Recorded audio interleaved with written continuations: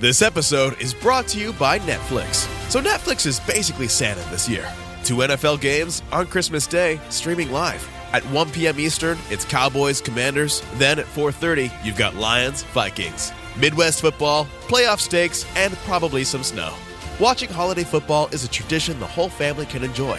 Open some gifts, grab some food, settle in, and watch NFL Live on Netflix this Christmas Day.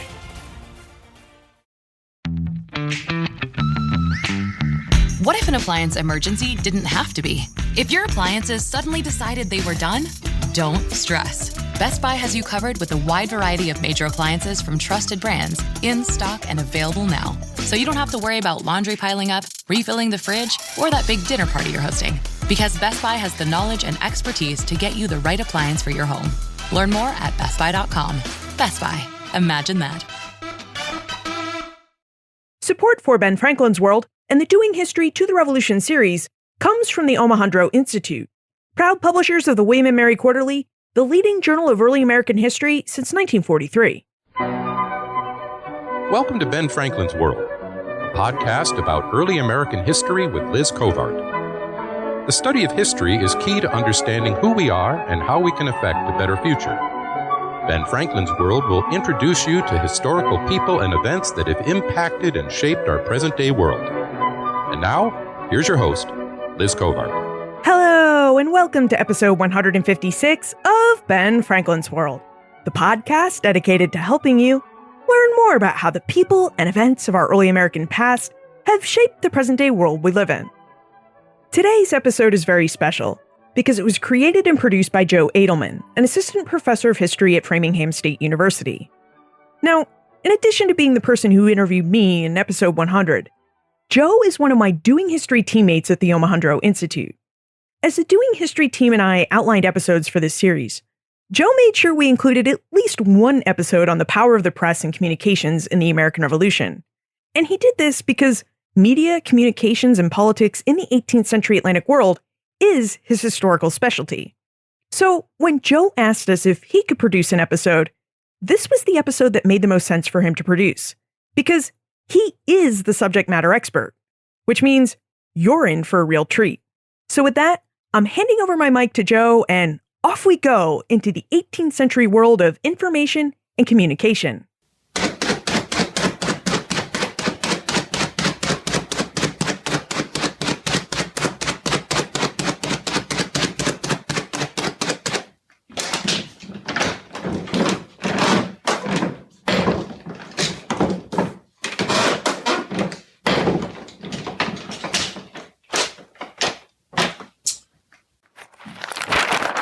Welcome to Ben Franklin's World and the Doing History to the Revolution series.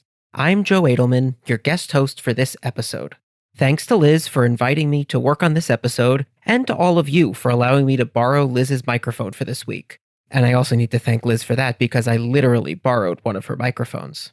In this episode of Doing History to the Revolution, we're focusing on communications and information. After a few weeks talking about the ideas of the revolution, today we're going to examine how those ideas were put into motion. The American Revolution was a period of intense political debate throughout the colonies. But of course, that debate wouldn't have been possible without people to put arguments on paper and then circulate them around. Groups of writers, editors, printers, and others worked together to make sure that the arguments people had, both against British policies and in favor of them, got to the eyes of readers. They did so through a variety of media, in particular through the printing of newspapers and pamphlets. What did that process look like? And how did the ideas and arguments of the revolution spread? Today, we'll explore those questions by talking with several guest historians about how communication worked. We'll especially take a close look at the publication of one of the most famous pieces of political propaganda in American history, Common Sense by Thomas Paine. But let's start with the big picture of communications in the British colonial world. North America in the 18th century was a big place, and contact with Europe required a weeks-long passage across the Atlantic Ocean. So what did people do to get information across long distances to their friends, relatives, or business associates? And how did they get news from far-off places? Alyssa Zurcher Reichart may have some answers for us. She teaches early American history at the University of Missouri and is an expert on communications and empire in 18th century North America. In our conversation, she reveals how colonists communicated with one another in the era of the American Revolution.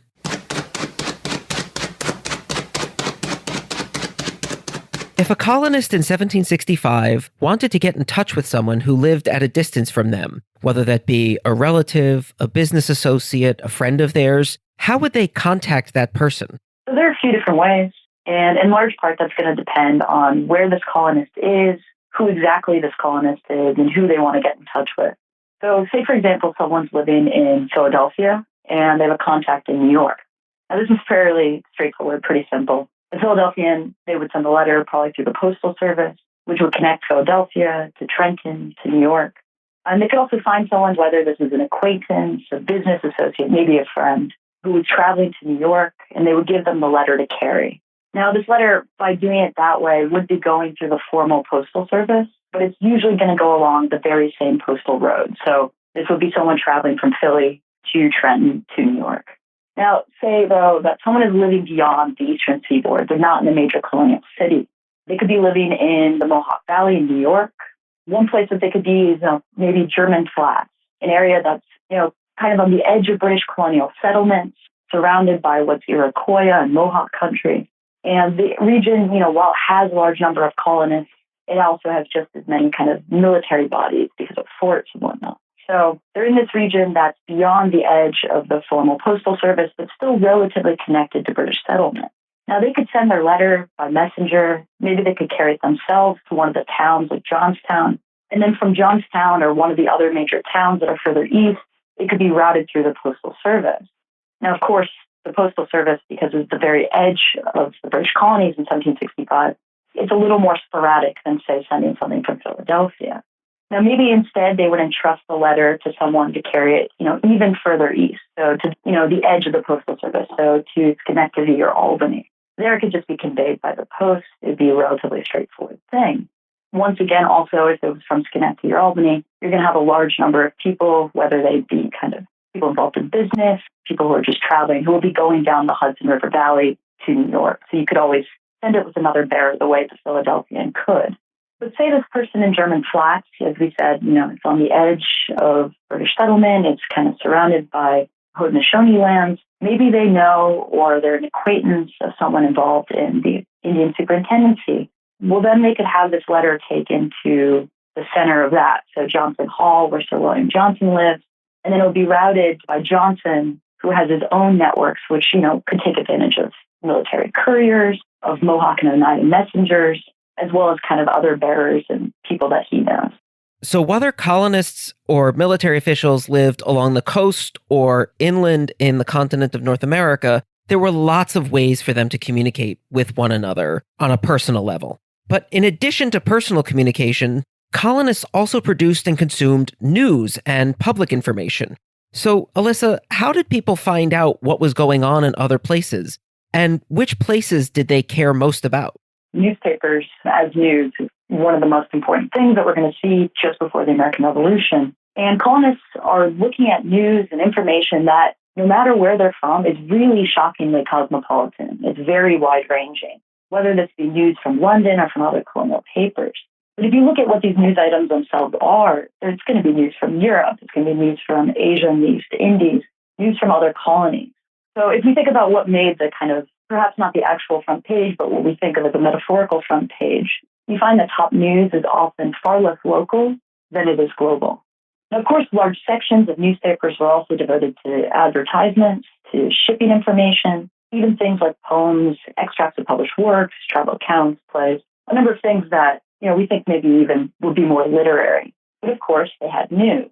So what constituted a news item? It's not really the kind of professionally sourced article by a designated specific journalist like we have today or we would expect today.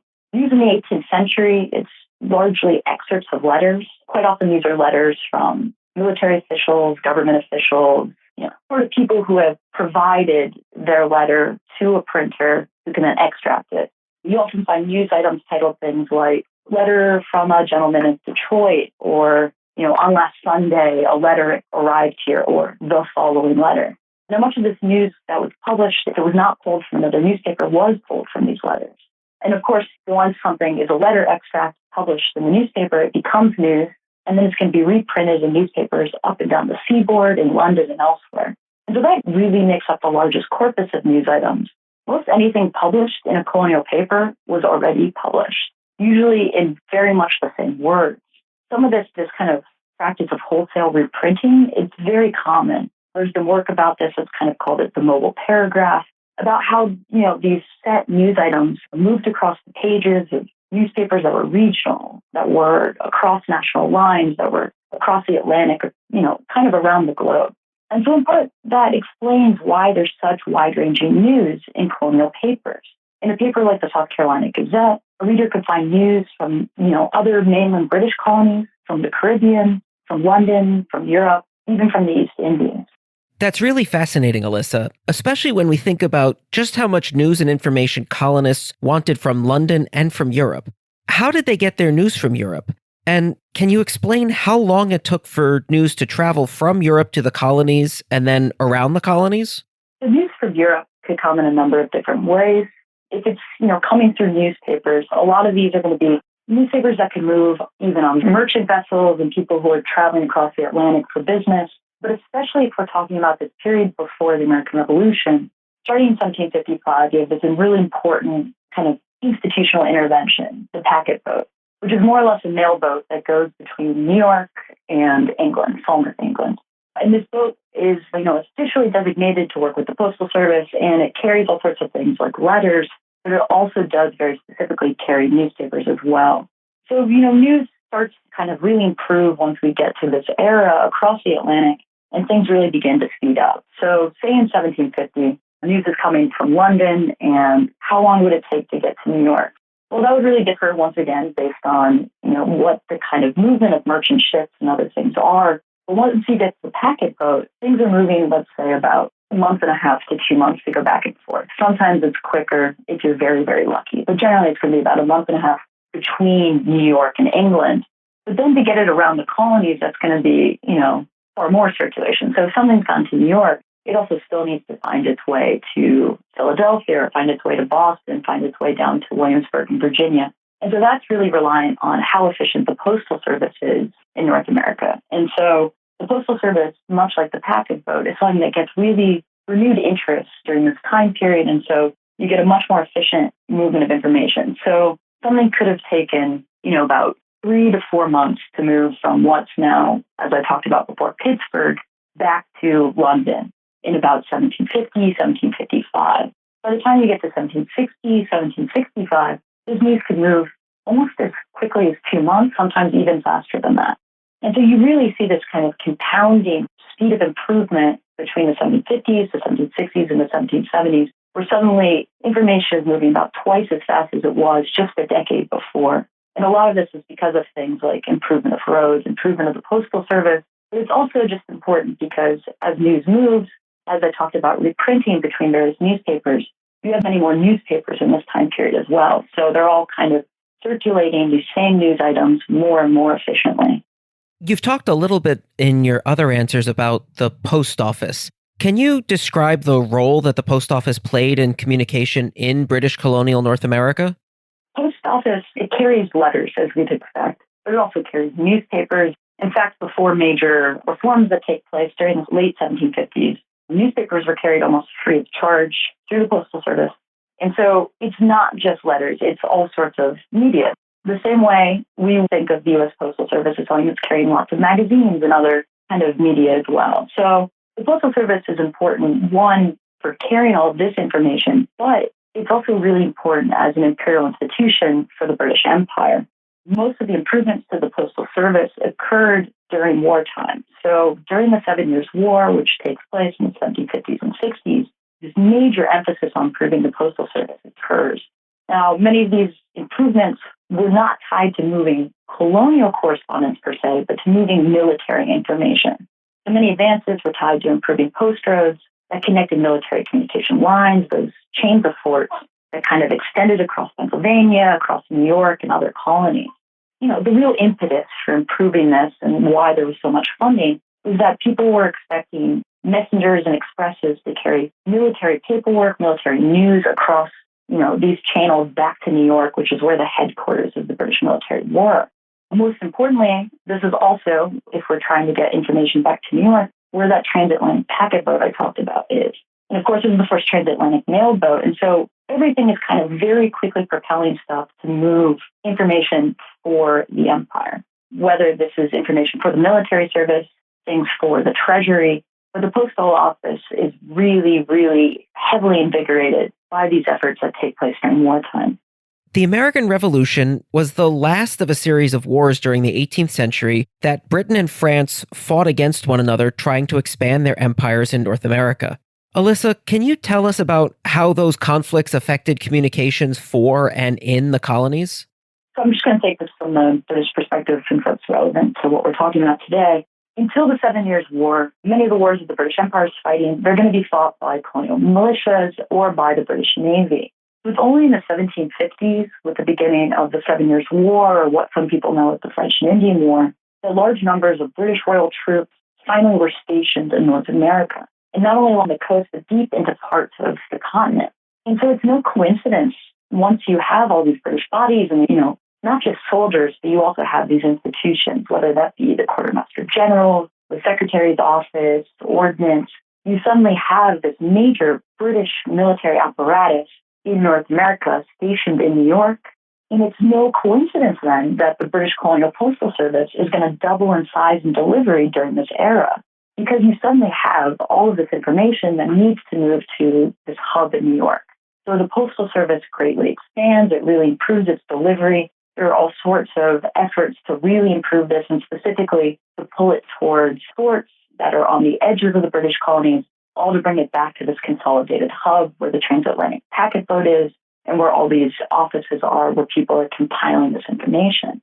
So, this kind of drive to improve military communication means also, the improvement not just of these pathways of military paperwork, but ultimately, if you're going to be improving the Postal Service, you're also improving the avenues with which, colonists, traders, other people can use these information pathways as well. The argument I'm trying to make here isn't, that the military comes and suddenly communications are great. It's that the British Empire really specifically focused on improving communications because they saw it vital to the war effort. And they, in this war effort, they're not just interested in improving the Postal Service and improving military communications, but they actually saw a great benefit to things like newspapers as well, because they provided news. If you had, a post commander far away, but they got this newspaper, they would know that an event had happened. And so it's kind of all working together. And so because of this rise in newsprint, this rise in propaganda that we all see before the American Revolution, it's not just because of, a growth of the public sphere, but we actually owe a great debt to the British imperial state and specifically to the British Royal Army that really, really rapidly improved communications, not just in North America, but also transatlantically.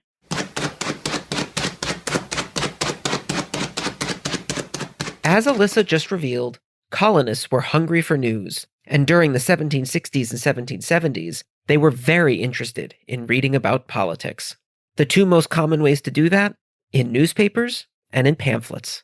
Newspapers in this time period contained a diverse set of news and information, most of it from outside the locale where the newspaper was printed. So how did printers get the news to put into their newspapers? And how did they choose which news to print?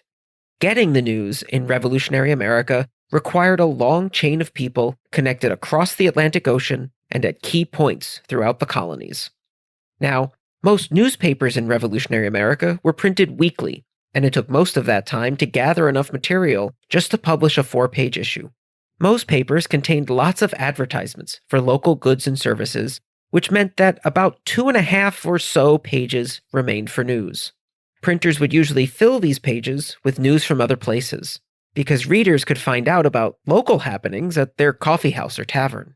As we discovered with Alyssa, colonists were deeply interested in what was happening in London, and so printers often devoted considerable space to British news. Then, printers would add in news clipped from other newspapers in the colonies to fill in the rest. As the conflict between the colonies and Britain heated up, printers added more and more colonial news. So readers in New York, for example, could find out about the Sons of Liberty in Boston. Readers in Newport could learn more about town meetings in Philadelphia, or readers in New Haven could find out about the actions of the House of Burgesses in Virginia. Sharing this news also helps shape events, because colonists would mimic what they read about how others reacted. Newspapers, therefore, offered a chronicle of events, mixed with longer essays on the political questions at stake in the imperial crisis. And when colonists wanted to read longer versions of those arguments, they turned to pamphlets. So, what did pamphlets look like, and who bought and read them? Pamphlets are worth exploring because they help us make the connection between the ideas of the American Revolution, its ideological origins, and how those ideas ended up in people's hands. Eric Slaughter is a great guide to help us understand the role of pamphlets in spreading revolutionary ideas. He's an English professor at the University of Chicago and director of the Carla Scherer Center for the Study of American Culture. He's the author of The State as a Work of Art, The Cultural Origins of the Constitution. In his work, Eric has written widely on the relationship between print media and the American Revolution.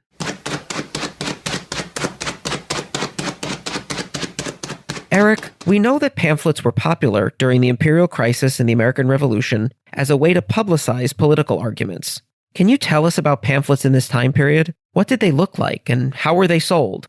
Yeah, at its most basic, pamphlet is a small book that would be delivered to a reader in sheets stitched. Typically, the pamphlets of the American Revolution are octavo in size. That is a term of art that means that they're about 6 by 9 inches in dimension, smaller a little bit if trimmed. An octavo is made from a sheet of paper. It allows for 16 separate pages to be printed on the front and back. So a 16-page pamphlet would take one sheet of paper. A 48-page pamphlet might take 3 sheets.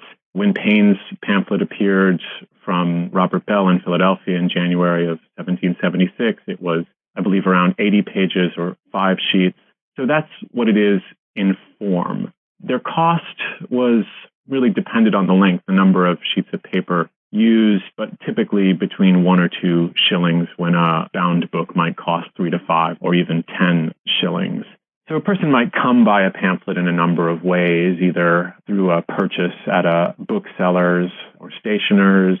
They might find a copy in a coffee house. They might find copies bound in a library, a company library like the Library Company of Philadelphia. They might receive them directly from the author. Sometimes authors paid to have their pamphlets published so that the printers wouldn't assume the risk for controversial matters. So when an author like Thomas Paine or John Dickinson decided to publish a piece, what process did he or she go through to decide where and how to publish it? In other words, why did people choose to write pamphlets or publish their essays in newspapers? Authors have different reasons for engaging in these debates, and printers have different rationales for helping to publicize those arguments. I think the case of Paine is a good one, and maybe the case of one of Paine's respondents also tells us something about the nature of this economy. Paine worked closely with Benjamin Rush, who seems to have connected him to Robert Bell, probably through a series of intermediaries. That seems to have been a kind of crucial aspect of the negotiations over the first printing of Common Sense. In the case of an answer to Common Sense that appeared and was quickly suppressed and in fact destroyed in New York in 1776 in March, in that case, the printer seems not to have known the name of the author, but received a text, read the text over, decided he would print it at his own account, even though it was an answer to Common Sense. He met with a good deal of resistance from a committee of mechanics in the city of New York after he advertised the pamphlet arguing against Common Sense. And consequently, members of that committee of mechanics confiscated and destroyed almost all of the copies. We seem to have 1 or 2 copies of a pamphlet called The Deceiver Unmasked, a really wonderful title about the unity of the entrance of loyalists. And this work by, I believe it was by Charles Inglis, was subsequently reprinted under a different title in Philadelphia. But in that case, we know that the author worked a little more closely with the publisher, even going so far as to trim out some of the more objectionable passages from the pamphlet, or what he took to be objectionable passages to the pamphlet. So there were a number of different routes to publication. Others might simply write letters to a newspaper editor. Some of the more famous series begin that way. As we've learned from Rob Parkinson, Bernard Balin, and others in earlier episodes, there was lots of reading material available during the American Revolution. Eric, can you help us understand how that looked from the reader's perspective? What do we know about how people read all of these pamphlets and newspapers and other printed materials that they encountered? I think it must have been a little dizzying. Even though the scale was smaller than certainly it was in contemporary London, people were seeing a lot of arguments in print in a very short space of time. And, we have certain pamphlets in which the printers apologize that the time it's taken to actually print a pamphlet, such as one in July of 1776, has actually outpaced the events that it's describing. And so I think things on the ground are changing so quickly, and it takes a certain amount of time and capital to set up arguments in type. And I think people probably felt that they were often maybe ahead of, in some ways, of the arguments, or events had eclipsed some of the possibilities of argumentation on the ground. Now, pamphlets by their very nature are ephemeral. They're meant to make arguments that are timely and topical, and often that means that their shelf life is very, very short. We might ask, who would want to read Common Sense after July 4th, 1776, or in 1777, or in 1787 when it was reprinted, I think, for the first time since the mid-1760s. We can learn a little bit from that production side, specifically around marketing and advertising. Some printers are taking out very long advertisements for certain texts, touting the kind of people who need to read it, say, men should read it to their sons, and school teachers should read it to their school children or their pupils. Mothers should read it to their daughters, and so forth. That's, of course, a little bit of advertising bluster, but we certainly do have some confirmations of the different kinds of populations that are reading these texts. One of the measures that scholars have used to judge a pamphlet's importance, in part because we don't know much about what readers thought, is whether it was reprinted. Can you tell us a little bit about how publishers decided which pamphlets to reprint? Well, that's a question that gets us into the networks of printers during the American Revolution. Sometimes a printer might decide that a text was worthy of reprint because it had been successful in another area. Certainly, the case of Common Sense illustrates that really nicely.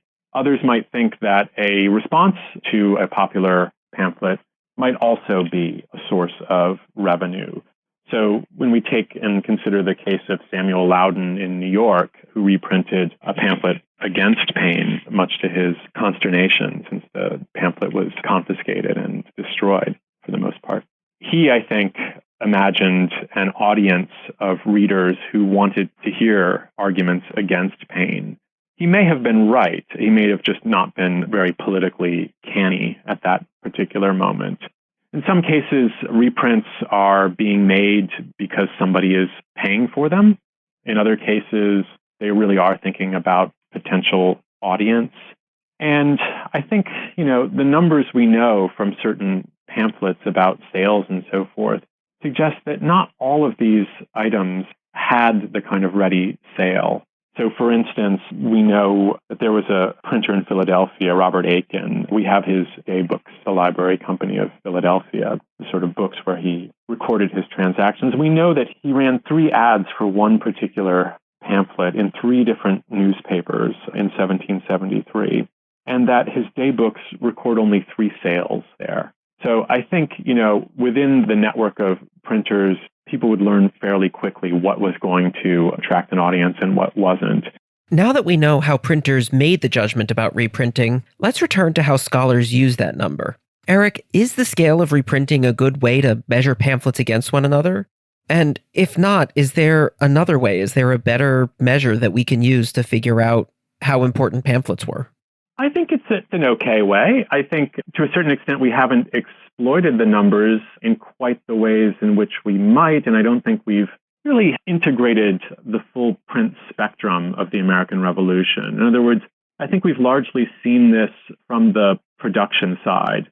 And our standard bibliographies, the really wonderful ones by Thomas R. Adams, these tend to cohere in format. In other words, pamphlets, but not broadsides, not longer books, and so forth. They cohere around literary style, prose instead of poetry or drama, even though we know that the political pamphlets of the American Revolution include quite a few instances of poetry and drama, as well as prose polemic. We tend to segregate them out based on national origin. Were they printed in America or were they printed in Great Britain? So we don't really reconstruct the experience of readers when we do that. We tend to distinguish the pamphlets from the newspapers. We segregate the texts that start in Britain from those emerge in America. In large part, I think what we're doing when we count these things is we're looking at availability. And that's certainly one indirect way of thinking about influence. But we're taking availability as if it were, or as if it was, a kind of metric for reception or for the way in which something is read. And I think that's probably our mistake. In an essay you wrote on reading and radicalization during the American Revolution, you outlined the argument other scholars have made that, quote, books make revolutions. Can you explain what that means? And is that how you want scholars to approach the history of printing in the American Revolution? The question is still an interesting one. I don't think it's a resolvable one. I think a lot of factors contribute to the American Revolution. We now tend to put these pamphlets and the broadsides and the newspapers and the various other printed artifacts of the American Revolution back into the dialogue they enjoyed in their period, which was a dialogue with sermons by ministers, with street activities, riots and house destructions and so forth, and large rituals of performance and so forth. These are all things that challenged print and gave print a kind of special meaning during the Revolution. But I still think, as I thought back in that essay you mentioned, that it's hard to imagine the American Revolution without thinking about the radicalization of readers. And, in that we sort of share not a post-revolutionary idea, but really a pre-revolutionary idea. It's really striking to me how many commentators in the run-up to the American Revolution pointed to what colonists were reading as a cause for the present discontents, as Burke once put it. So in the pre-revolutionary period, we have someone like Benjamin Franklin himself finishing the first part of his autobiography. He's sitting in Jonathan Shipley's house outside of London, and he's writing the first part of his life. He gets to the creation of the Library Company of Philadelphia, and he ends by saying that, this library that he helped create in the 1730s was the mother of all North American subscription libraries that have become so numerous recently and have contributed in no small degree to the stand that the colonists had taken in defense of their privileges. So he telescopes from the 1730s and the creation of this library to the moment in 1771 when he's writing. I think we definitely do need to have a lot more attention to the complexity of this moment, to integrating all of those different kinds and styles and formats of publications, not just pamphlets, and more attention to the ways in which printers marketed revolution and the ways in which readers consumed it. During the Revolutionary era, American colonists had a lot of reading material in front of them, whether in the newspapers that appeared weekly or, as Eric just revealed, in pamphlets. Authors and publishers paid careful attention to what arguments might be popular and always looked for ways to make money. And in recent years, scholars have used the scale of reprinting as one way to show what pamphlets were most popular. But how did authors and printers market revolution? How did that work shape the arguments colonists made for independence? And what can we learn about pamphlets by looking at Thomas Paine? Before we investigate these questions, Liz should tell you a bit about our sponsor, because they've helped make the research and production of this episode possible. Thanks, Joe. And you're welcome for that mic loan. This episode is brought to you by the Omohundro Institute, proud publishers of the William and Mary Quarterly, the leading journal of early American history since 1943. In partnership with the Journal of the Early Republic, the William and Mary Quarterly is publishing a special issue dedicated to investigating the American Revolution. Why did not one, but two early American history journals decide to revisit the history of the American Revolution? Well, as we've been exploring, the American Revolution wasn't just one event, but a series of many events. Not just one response to a one-sided issue, but a many-faceted response to a many-sided issue, and well, there's still much more to discover. Take our friend Nathan Pearl Rosenthal, who you might remember from episode 76 about citizen sailors in the age of the American Revolution. Nathan has an article in this special issue of the William and Mary Quarterly titled Atlantic Cultures in the Age of Revolutions. Now, we know that the American Revolution formed just one part of a larger revolutionary era. And while there have been many studies about culture surrounding the American Revolution, few studies have explored the cultural climate in the wider world at this time. So, what do American revolutionary politics look like when compared with those of 1790 Saint-Domingue? Find out by considering Nathan's article for yourself. Visit benfranklinsworld.com/WMQ promo, where you can order a copy of this special American Revolution-themed William and Mary Quarterly for a listeners-only discounted rate of just $10.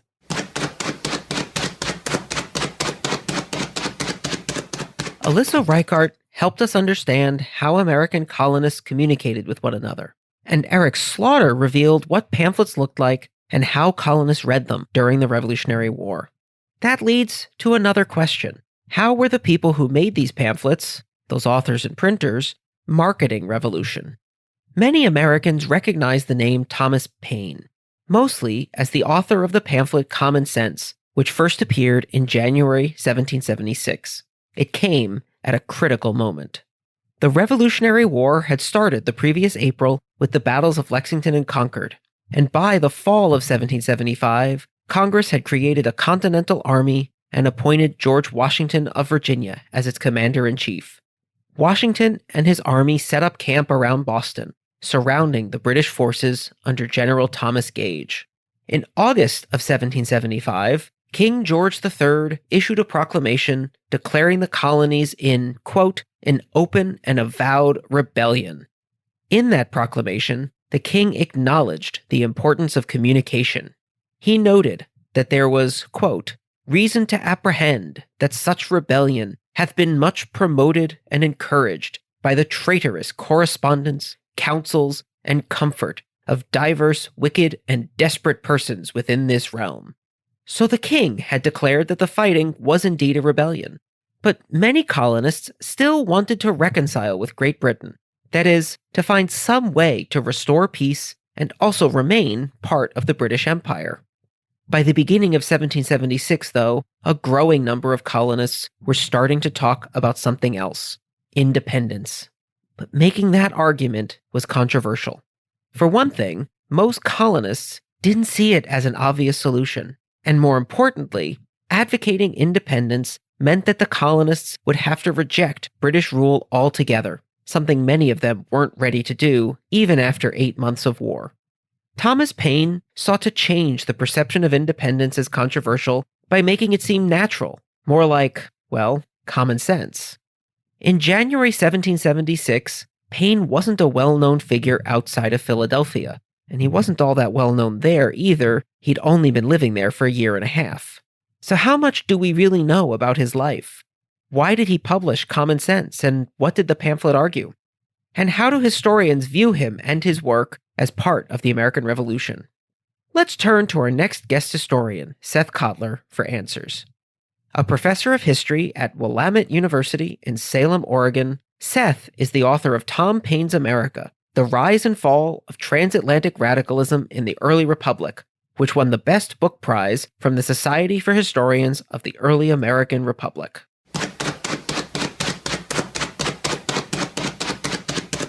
Seth, Thomas Paine is known to many Americans as the author of Common Sense, but we don't usually talk about the rest of his life. Can you tell us a little bit about his background? Where did he grow up, and how did he come to be a writer? We don't know a whole lot about his early life, actually. He grew up in a fairly obscure background. He was born in Thetford in England in 1737. Thetford is a market town about 70 miles northeast of London. He was born into a Quaker household, fairly modest means. His father was a staymaker. And he followed his father into that trade, and he trained as a staymaker, which is, a respectable trade, but certainly not something where one would get particularly rich from doing it. He then left that work in his mid-20s, kind of in the 1760s, unclear why. He also never wrote much about his own life. He did not write his own memoirs and was incredibly unrevealing about his own life. So this also makes it hard to figure out who he was and what he was doing before he came to America in 1774. So in the mid-1760s, he's working as an excise collector for the government, which is pretty horrible work because he's basically trying to track down smugglers and people who don't want to pay their taxes, basically, and extract money from them to give to the government, a government that most people thought was incredibly corrupt anyway.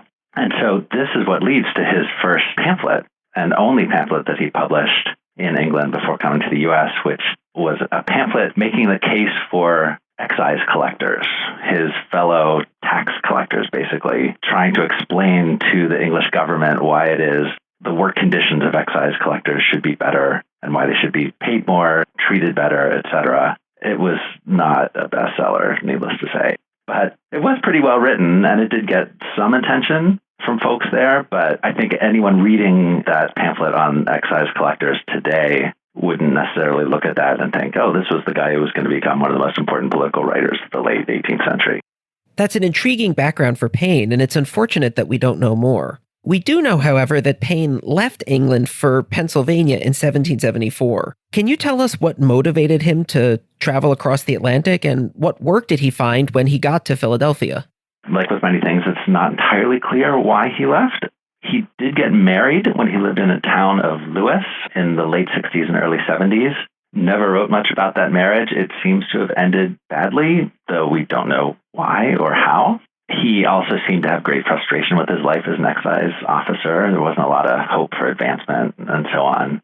So he went to London. He had spent some time living in London previously and was connected there with a group of tradesmen, kind of working men who were very interested in science. And it was probably through those networks of kind of both science and dissenting politics that Paine met Franklin and then asked Franklin for a letter of recommendation to go to Philadelphia. And so Paine got on a boat. I believe it was in October 1774. He arrives in Philadelphia in November 1774, bearing this letter of introduction from Benjamin Franklin, which was a pretty nice piece of currency to have in your pocket.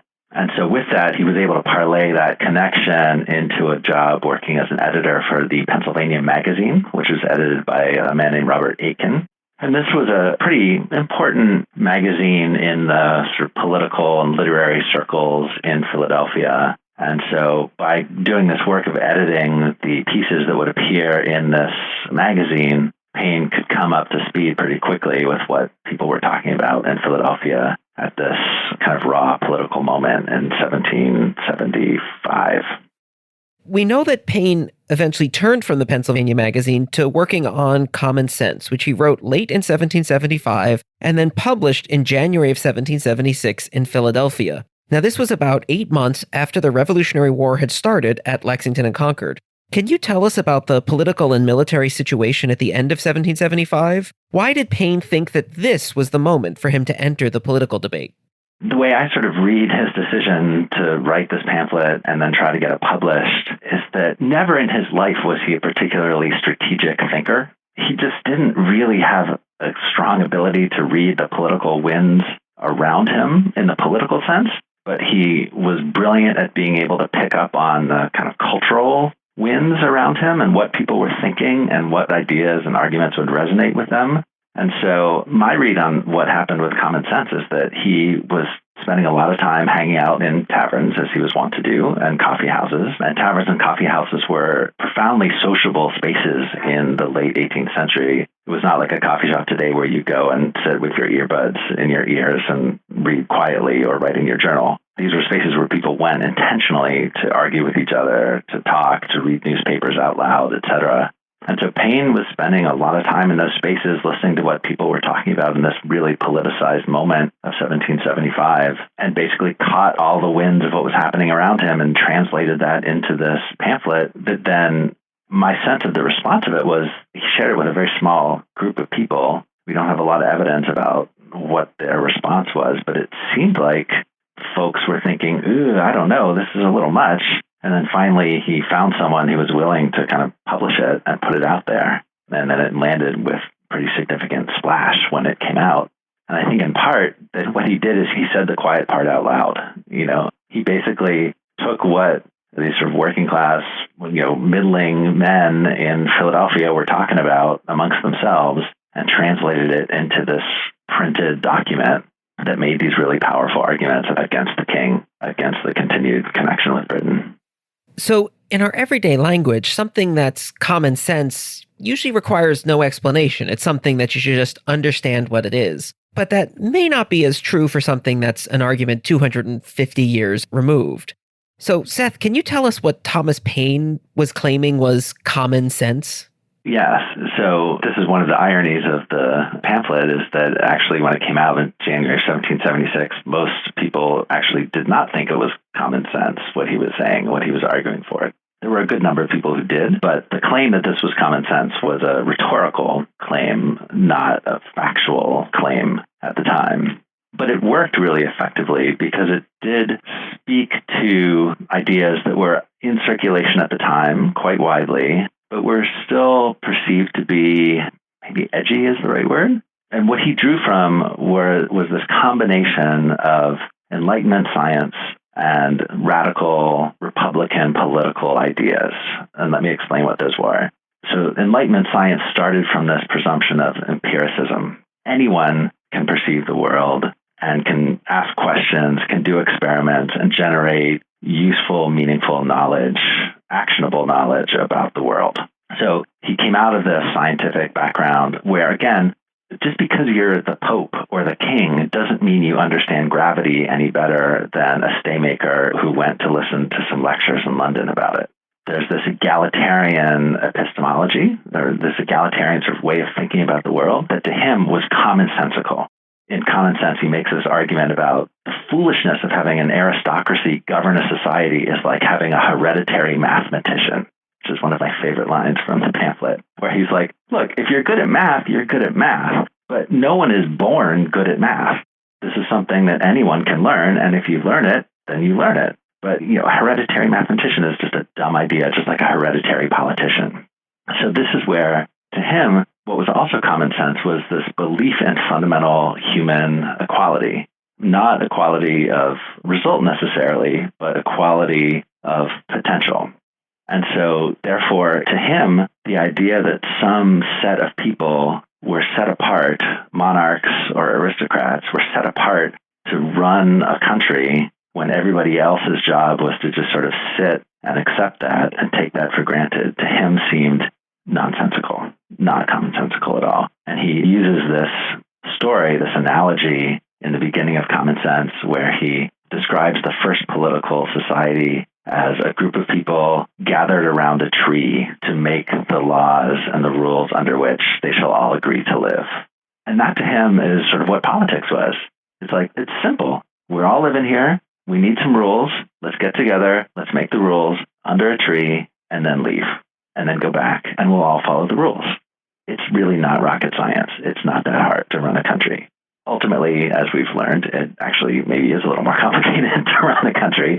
But that was the rhetorical case he was making against this kind of Byzantine, complex British Empire that many colonists at the time were experiencing as an imposition, as tyrannical, as exploitative, and so on. You mentioned that not everybody thought that the argument was common sense when he first made it. And a lot of people, even after the beginning of the Revolutionary War, still saw reconciliation as the more likely outcome of a conflict with Britain. Why did Paine reject that idea? That's a good question. I don't know that he ever really seriously engaged with the loyalist option. I think he was someone who very much committed to this conclusion, which was that independence is the only logical, reasonable act to take in this moment. And he never, I don't think, ever seriously took on board the possibility of not endorsing that position. Much like with the French Revolution, he never really sort of questioned deeply whether or not the French Revolution was a good thing and whether one should support it or not. In that sense, he didn't really engage very deeply with the Loyalist opposition, though they certainly engaged with him. As we know, not all the colonists opposed the British or even wanted to be independent. Can you tell us a little about the responses to Common Sense from Loyalists? Did they launch a campaign in print against independence? Yes, well, and they had been campaigning against it for quite a while, as fans of Hamilton will know from the Farmer Refuted song in that play. So the Loyalist opposition was longstanding, and Common Sense just became their latest target. And one of the interesting things about their critique of Paine is that actually many patriots shared this critique of Paine, like John Adams, for example, who, though John Adams was with Paine on the question of should we separate from Britain, John Adams actually agreed with some of Paine's Loyalist critics in that he was concerned about these sort of analogies like politics is just a matter of people gathering together under a tree and agreeing about the rules they would live under and so on. Adams and Loyalist critics thought Paine was unleashing the demon of democracy. Democracy in 1776 was not a term that people would use with a positive connotation at that time. It was associated with anarchy. It was associated with chaos. It was associated with rule of the mob or the rabble, they would have called it. Paine himself did not use the word democracy in Common Sense. He didn't describe his ideal political situation as a democracy, but he was criticized for being overly idealistic about the capacity for people to govern themselves. People would make reference to ancient Greece and Rome, and they would point out that what will happen is some popular demagogue will emerge who will make great promises to ordinary propertyless people, and he will gain the popularity and the support of ordinary people who will then use the power of the government and this demagogue to take the property and the liberties of the wealthy and redistribute it. And that this would ultimately lead to a form of tyranny that would be even worse than the conditions under which we are currently living. As you've mentioned, Thomas Paine had a high opinion of himself. And he claimed that Common Sense was the turning point in the debate about independence. Since then, a number of historians have agreed with him. How did historians come to think that way, and do we still agree with him today? I don't know if Paine had a high opinion of himself. He was a confident fellow, but I think he was a good PR man. He understood the importance of having people perceive him as influential and important. And so Common Sense he undoubtedly overstated and exaggerated tremendously the number of versions of it that were printed and its power. But I think ultimately historians looking back at the revolution have just taken him at his word, in part because he seemed like this trustworthy informant. He's Thomas Paine. He's the guy that wrote Common Sense.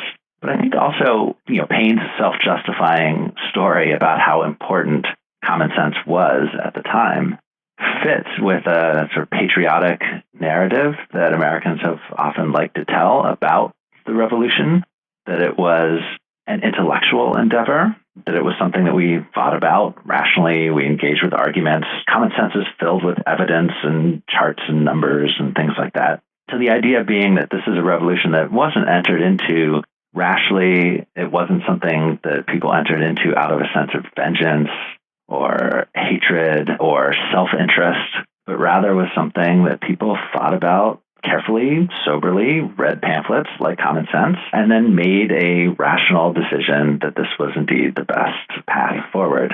I think that doesn't really describe the way revolutionary mobilization happened in 1775 and 1776 at all, but I can understand why people would have an investment in that particular depiction of the way that mobilization functioned. One thing that's particularly noticeable about Common Sense, as opposed to many other Revolutionary era pamphlets, is that it was written in an accessible style. There's not a lot of legal or philosophical language in it. Why did Paine frame his arguments that way? Was it a way simply to appeal to a broad audience? And if so, why? Paine didn't really know how to write in any other way. He was not formally trained. He had maybe 7 or 8 years of grammar school education when he was growing up in Thetford. But apart from that, that was the totality of his formal education. So he also clearly had read a lot of political writers, theorists from his day, but he never name-checked them. He never made arguments from authority, which I think was connected to his political vision as well, right? That if I have a good argument, it shouldn't matter whether Montesquieu said it or some other famous political writer. It should matter if this argument is compelling to you. And so that was his method of writing. He wrote, I think, in the same style that he engaged in taverns, in coffee houses, out in the public streets with his fellow citizens, which is that I'm going to marshal evidence and arguments and reasons and try to convince you as to why I think this is true and why this is the proper way for us to go forward. So I think in that sense, he really imagined himself as a tribune of the people, as putting it in too grandiose terms. I suspect that what he discovered over the course of his life in various debating societies and so on is that he was really good at standing up and speaking extemporaneously, listening to what people were saying, giving it back to them in slightly different forms or in crystallized form with a few nice rhetorical flourishes.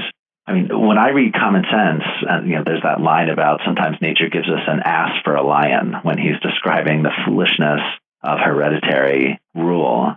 And you just know that he pulled that out multiple times in various taverns in Philadelphia and got a good laugh. And so, boom, there it goes into the pamphlet. And I suspect that a lot of people reading that pamphlet were like, oh, yeah, I remember hearing him say that.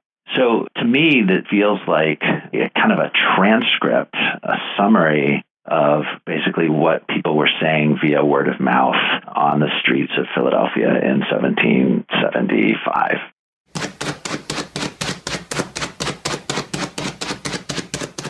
Many of the pamphlets circulating in the 1760s and 1770s attacked British policies, and most of them made their arguments based on legal and philosophical principles. They aimed at an elite audience to convince those elites of the justice of the patriot cause. But Paine did something different.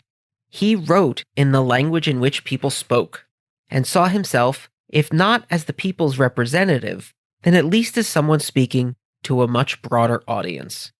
But if he imagined his audience as a broad one that included not just colonial elites, but also ordinary people, what do we know about who actually read the pamphlet?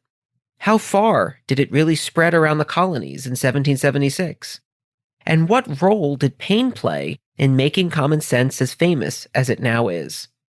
Our final guest historian, Trish Loughran, will help us address these questions.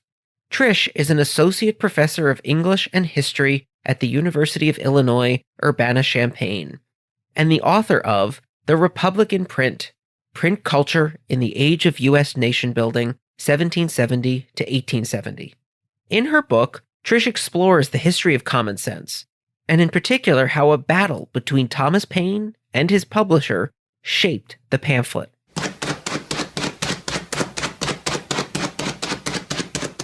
In Common Sense, Paine wrote that the revolution was, quote, not the affair of a city, a country, a province, or a kingdom, but of a continent, of at least 1/8 part of the habitable globe. Trish, what did Thomas Paine mean by that, and why did he try to portray the American Revolution so broadly? You have to remember that the language of the Enlightenment is almost always the language of universals. And so when Paine says that America is the cause of a continent, he's sort of using this expansive rhetoric. There's this tendency in Enlightenment to try to extend rules to everything and everyone. But even within this sort of rhetoric of universals, Paine is always prone to hyperbole or exaggeration. In fact, I would say hyperbole is sort of his signal rhetorical gesture and gift. If something can be overstated, it will be overstated. If a mouse hole can be made into a mountain, Paine can do it more beautifully than anybody else. In the case of this hyperbole, this notion of a call for a continental revolution or a continental movement, I think this is a very attractive figure of speech for his readers. Because on one hand, he's trying to combat pervasive squabbles between provincial entities. People in Pennsylvania saying, I could never get down with people from Virginia to form an alliance. I have nothing in common with them. Or people from North Carolina saying, those people in Boston, they are so different from me. I could never join with them. By calling for a continental alliance, he's basically trying to sort of quash these provincial squabbles And he's also addressing, I think, a kind of fear that many people had in the 1770s that they were going to lose out if they separated from the British Empire. So I think this idea of a continental alliance sort of compensates. The idea of a continent is a compensatory rhetoric alongside the idea of no longer being part of the empire. I always think of Benjamin Franklin's famous cartoon, Join or Die, where you have like the sort of chopped up snake that's labeled as different pieces are labeled as colonies. You know, Franklin's way of trying to get people to join an alliance was to say, join or die, do it or else. Whereas Paine says, no, it's not join or die. It's come be part of this amazing new thing that's going to be the best and the biggest thing ever. It's going to be bigger than the British Empire. So in constructing that argument that the new continent-wide movement would create something bigger and better than Great Britain, Paine was pointing toward a future in which the colonies were both independent and united. Can you talk a little bit about how Paine constructed that argument and why he thought the colonies would end up being united?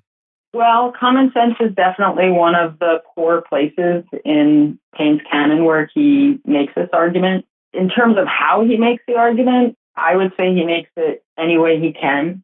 In addition to hyperbole, he's a master of just using any argument at his disposal. So I would say that despite its title and its real wonder rhetorically, common sense doesn't really hang together as an argument. Its opponents actually dubbed it nonsense. And in fact, if you read it carefully, you can kind of see that they have a point. How he makes the case for independence is he'll make it, in regard to one kind of argument in one place, and then on the next page, he'll even contradict that argument and make it another way. He just takes everything he can. So to give some examples, a lot of his claims for independence are based on natural law. He argues that in the beginning of the world, men were free, and that government is the badge of lost innocence, that British monarchy and empire are unnatural. And then on the next page, he'll argue for a government that is natural. So he uses natural law to his ends where it suits him. In other places, he cites what amount to, for him, archival sources. He cites the Bible, which seems to me not quite the same thing as natural law. And he also wasn't above maligning his British target to try to get them to look ridiculous. In the end, I would say he was trying to get his readers to believe that Americans could actually be more British than the British were, that the British were, a sort of corrupted form of natural greatness, and that to separate from them would allow Americans to carry the true mantle of the British Empire forward. And again, I think that these are ways of fending off the sense of loss that people felt in severing ties with England. In the Republican print, you narrate the story of the publication of Common Sense. And after Common Sense first appeared in Philadelphia in January of 1776, Thomas Paine had a dispute with his publisher, Robert Bell. Trish, can you tell us what they were arguing about? Sure. The original printer for Common Sense was this guy, Robert Bell. He was a Scottish Republican, well-known, well-respected amongst Philadelphia Whigs. And he printed Common Sense in part because Paine wrote it at the behest of well-known Philadelphians like Franklin, David Rittenhouse, Benjamin Rush. These men sort of worked with Paine on getting him to write the pamphlet. They sort of advised him, and I think they were instrumental in locating Robert Bell as the obvious person to print it. However, Bell did something that really upset Paine, which is that after the first printing sold out, Bell just moved forward and printed more. He didn't consult Paine. He didn't keep him in the loop. He didn't treat him as if Paine had a kind of property in this object.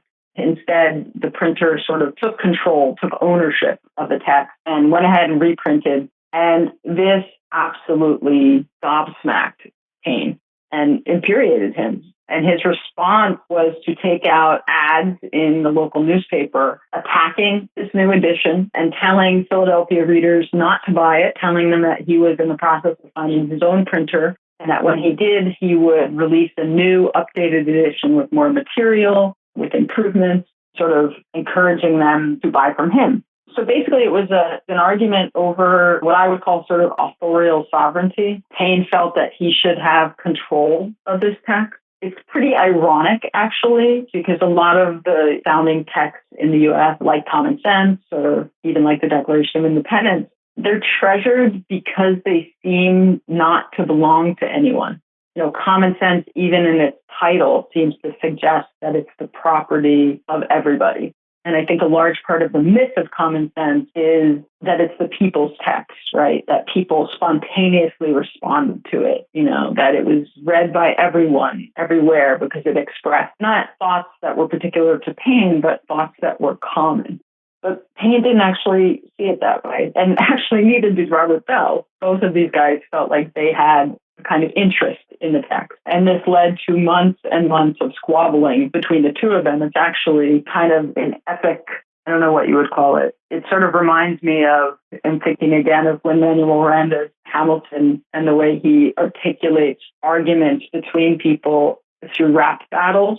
You could create an incredible rap battle between Thomas Paine and Robert Bell because they took out dueling ads that ran side by side in local newspapers, calling each other names and sort of airing their dirty laundry. Even though Paine is the master of hyperbole in this exchange, he was relatively tame, sort of meekly describing and why he thought he had been mishandled by the printer, whereas the printer just took out every gun he had in his arsenal. He called Paine a dog, a thief, and probably the worst possible thing you could call someone in 1776, he called him an Englishman, to discount him and to discredit him. We know that the arguments in Common Sense spread around the colonies, and we know that Common Sense was reprinted pretty widely, but there are also wildly divergent estimates for how many copies were actually printed. So Trish, can you tell us a little bit about the mechanics and logistics of the publication process? How many copies of Common Sense were published, and where was it published? There's a lot we don't know, and there's a lot we can never know in terms of hard numbers about a book like Common Sense. This moment in the history of printing is not a moment of mass culture of the kind that we'll see after the rise of steam printing in the 19th century. Every copy of Common Sense had to be hand-pulled by a human arm on a hand press in a local printing shop serving a pretty local group of readers. That's how print culture was organized in the late 18th century, especially in the colonies. It was basically decentralized and dispersed. And so there's a lot we don't know about these local print cultures, especially in terms of numbers, especially the numbers of individual copies that were printed in each location. The number we do know is the number of reprintings. Common Sense was reprinted 25 times, which is a pretty remarkable number for something written in North America in 1776. The closest second to that would be a speech by Jonathan Shipley that was reprinted 12 times, or John Dickinson's Letters from a Farmer in Pennsylvania, which was reprinted 7 times.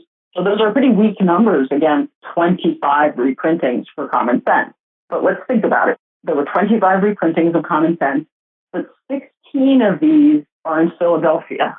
And you have to remember that Philadelphia had these dueling editions. You had the original printer Bell printing out his editions, and then there was also a competing edition printed by Bradford's, which was Paine's printer, and offered Paine extended edition. So in Philadelphia, we have 16 editions, and then the other 9 editions are printed mostly in the Northeast. There are multiple editions in Boston, there are multiple editions in New York, and then there are some single editions along the Post Road and other places in the Northeast. Of these 25 editions, only one of them is reprinted south of Philadelphia. There was an edition in Charleston. So to me, this is really interesting because Common Sense is always evoked as ubiquitous. It was everywhere. It was reprinted in every town and read by everyone. But when you look at this reprinting history, as impressive as those 25 editions are, we see that it wasn't reprinted everywhere and it wasn't read by everyone. You might think that because Philadelphia produced 16 editions, that it serviced the demand for places where it couldn't be reprinted. That, it would be reasonable to think, for instance, that Philadelphia served demand to the South, and that it wasn't reprinted South, but it was still distributed and read to the South. But I don't actually think that that's true. Certainly some copies from Philadelphia went South. Congressional delegates, I'd say, were responsible for sending small number of copies home and getting local printers to print them. They would send them with instructions often, say, hey, this is what's going on in Philadelphia. Please reprint this at home.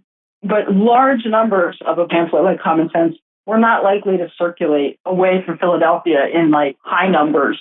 There was just no infrastructure for distributing them in that way. Because within this sort of world of local production, one copy would migrate and be reprinted, but if it wasn't reprinted, you wouldn't see huge numbers of it. Trish, can you tell us a little bit about the role that Thomas Paine himself played in how we think about the publication and what his estimates were of how often it was republished? Despite the fact that we don't actually have hard evidence about circulation numbers for Common Sense, there actually is a tradition in American history books of citing numbers. One very common number that is cited is 120,000 copies in 3 months. Another number is 150,000 copies overall. And both of these numbers come from Thomas Paine. Paine responded to attack on the pamphlet by claiming circulation as a basis for populist approbation. So when he was attacked, he would say, you're crazy. 120,000 of these things were purchased within 3 months. And that shows its power. That shows how important it is. That shows how right I am. Indeed, that number, 120,000 in 3 months, which we still often see in sort of popular history books, that was a number Paine came up with when he was in the middle of a newspaper debate with somebody anonymously writing under the pen name Cato, was attacking him. And his response was to cite this number. So, Paine came up with these numbers, but as far as I can tell, they were complete fabrication. Paine was not involved in the dissemination of Common Sense to its different reprint sites. And even when he comes up with the number 120,000 within 3 months, first of all, he comes up with that number before he had even reached the 3-month mark. He was a few days, I think, shy of 3 months when he made that estimate. And not all the reprints of it were completed at that point. I mean, we're talking about wintertime conditions in some places in North America. We're talking about wartime conditions. Boston was occupied. There were paper shortages. Some printers had buried their presses. In the South, some presses had been seized by the British. So it was a fairly disruptive moment for printers in early 1776. And Paine just sort of fabricates this number without really having any hard knowledge. He's not in communication with any printers. We have no evidence that anyone consulted him or that he himself read the pamphlet. He did carry a few copies to New York, but other than that, that's the start and the end of his involvement in the distribution of Common Sense.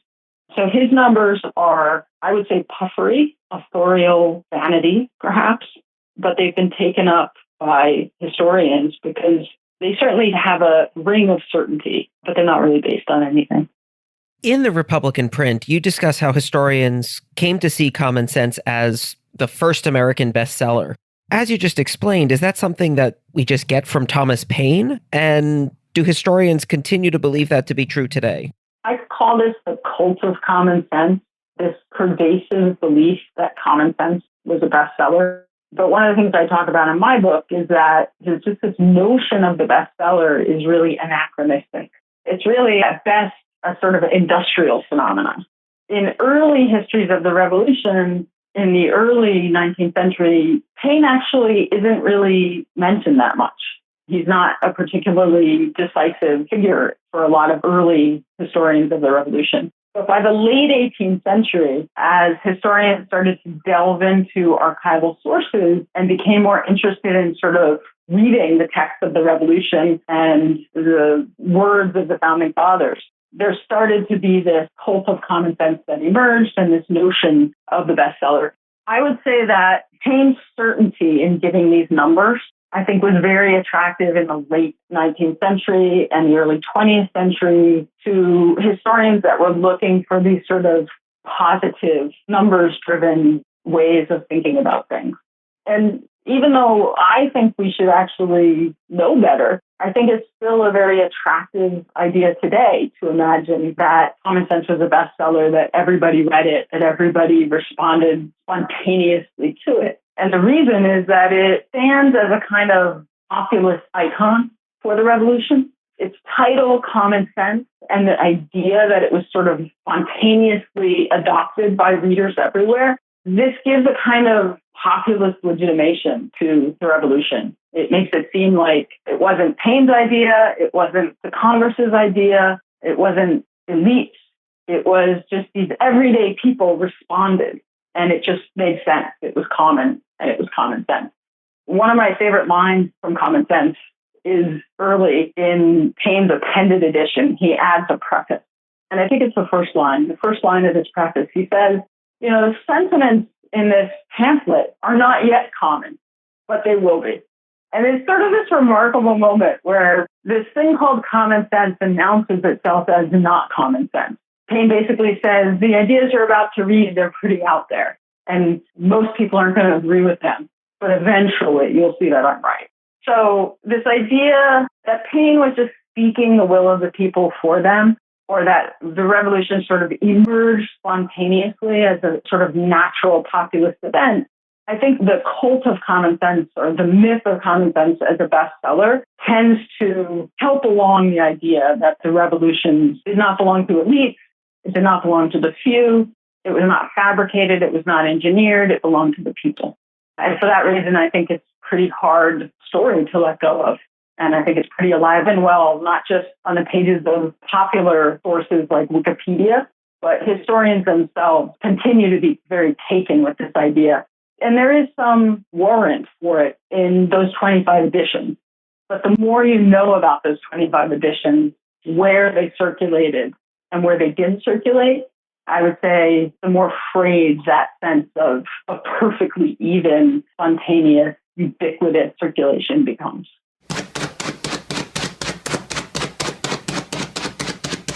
So why was common sense important? As we discovered from our guest historians, there were several reasons. First, the pamphlet was widely read and circulated, even if not quite as much as Thomas Paine wanted us to believe. But publishers printed more editions of Common Sense than any other pamphlet during the American Revolution. Next, Paine wrote it in plain language. As Seth revealed to us, Paine had probably used many of the stories in Common Sense during conversations and debates at Philadelphia taverns. Finally, in Common Sense, Paine argued that independence was necessary for the colonies, and just 6 months later, the Continental Congress agreed with him.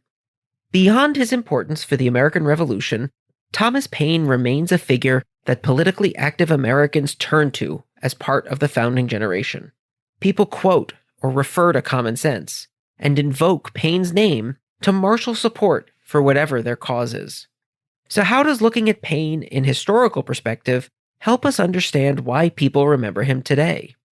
Let's return to our guest historians one last time to ask them why they think Common Sense continues to resonate, and what they think Thomas Paine's legacy is in the 21st century United States.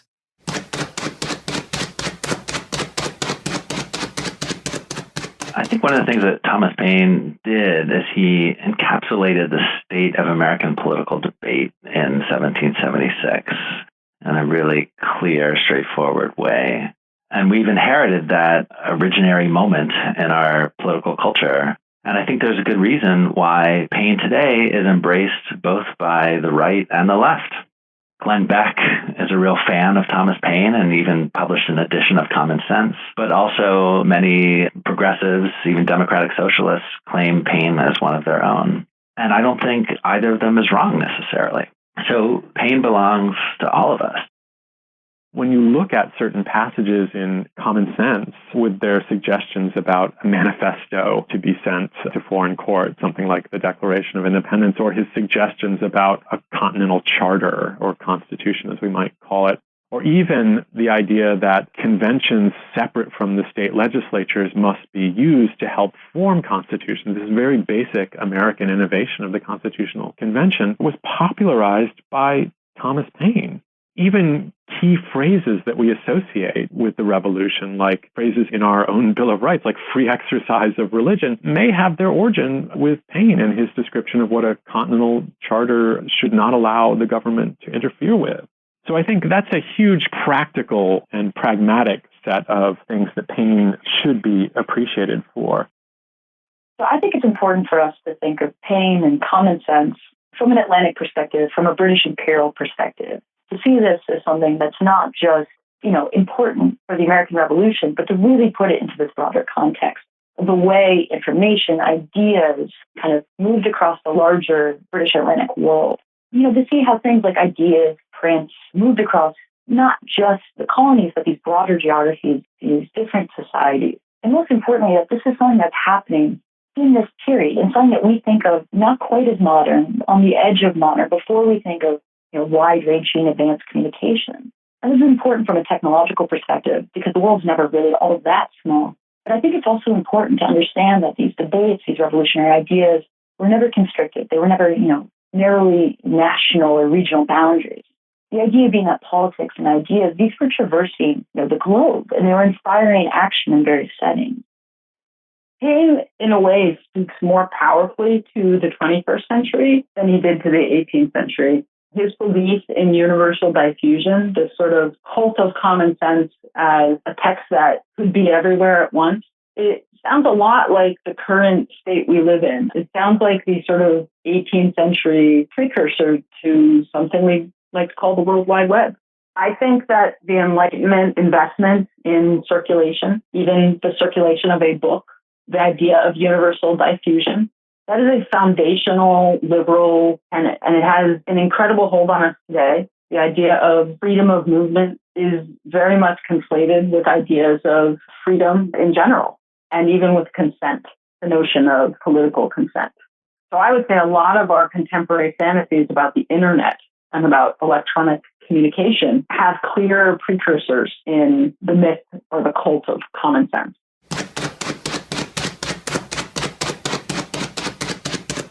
Well, I definitely learned a lot. Joe, thank you so much for taking the time to take us through what the press and Thomas Paine really meant to the Americans' debates and discussions of the Revolution's ideas.